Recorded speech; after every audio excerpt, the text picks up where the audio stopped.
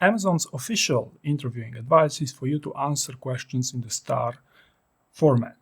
Okay, so in this video, I'll take this one step further to help you to considerably improve your STAR answers through possible follow-up and challenge questions through something that's called the Amazon STAR worksheet. Okay, so the point here would be so you can predict the types of follow-up and challenge questions you can expect during a job interview, so you could ideally already embed that information in your first convincing interview answer. Okay, so I'm gonna structure this into 3 sections. First, I'm going to talk about the situation and task, then I'm going to talk about the action, then about the result. Right from the start, notice that the situation and task are grouped together. Okay, so this should also be a piece of useful advice for you when building your STAR answer, that the situation and task or situation and challenge are best when they are mixed. All right, so the number one thing you should look for when talking about the situation was to where did this occur, when did it happen, and why is it important? Okay, these 3 elements are essential if you want to provide specificity, and AI will never do well with these things. Okay, now furthermore, as I said, I'm going to go through some probing and challenge questions. What would be some probing questions for the situation and task?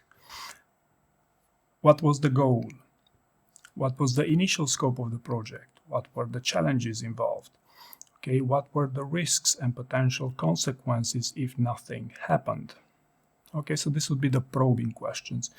Now, with respect to some possible challenge questions, why did you choose this story to illustrate this accomplishment? What other stories can you think of that demonstrate this? And this would be on the topic that, hey, maybe they're not super happy with what you came up with. Maybe that's not the behavior that they were interested in, right? Or could you come up with an answer that is more recent?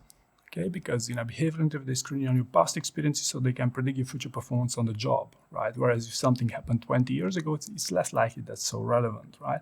Still, I would very much encourage you to use your best stories in Amazon interviews and maybe avoid repeating them all over and over again, because they do take notes and they are careful with these things as well. Second part of this video, the action. Okay, so what actions did you take? Okay, what did you personally own? How did you do it, and who else was involved? Okay, this would be a starter for what your action should contain. Many people take ownership for much more than we're actually responsible for during their stories, right? Now, for probing questions, they would want to deprobe your functional expertise or assigned core competency. Okay, what does this mean?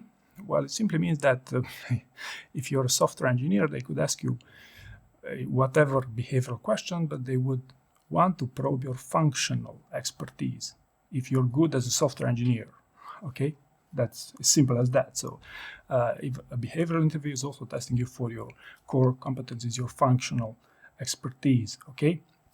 Were you the key driver or the project owner? What I just mentioned here.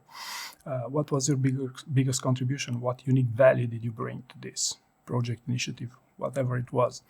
What were the most significant obstacles you faced, and how did you overcome them?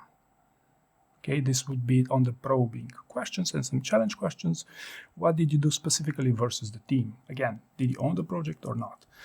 Okay, why were you the key element in this story that you're mentioning here? How did you set priorities or deal with XYZ problem or get manager buy-in case this makes sense, of course? And what decisions did you challenge and why, and how did you influence the right outcome? Okay, these are all super interesting challenge questions. Maybe consider taking notes as well. Okay, and the third section in this video would be on the results section of your answers. Okay, how did you measure success for this project or initiative or operation, whatever? What results did you actually achieve? As a quick side note, many people forget to talk about the results. This could primarily happen because you get distracted by a long, vague, broad introduction, then you realize you also have to get a little bit of time to talk about the action, and then you forget to talk about the results, right? Now, what would be some probing questions for specifically for the results section? Why did you choose to focus on these results? What other results were important? Okay, so some people prefer to talk about 10 metrics in their results versus probably one which was the most relevant. Okay, you mentioned some revenue. What percentage changes that year over year? Okay, so some people sometimes vaguely mention some results without quantifying them. That's why this question gets asked. What trade-off did you have to make to achieve this? Right? Quality, cost, or time. There's always a trade-off you'll have to achieve. There's always a balancing act when you want to produce the best possible results. Right?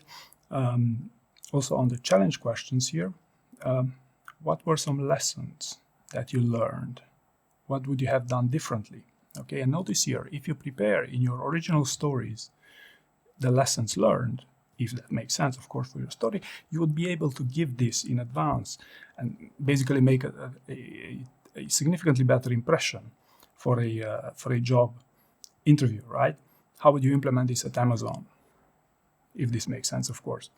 And how did these results compare to your actual goals? Okay, if of course, to the extent that this makes sense.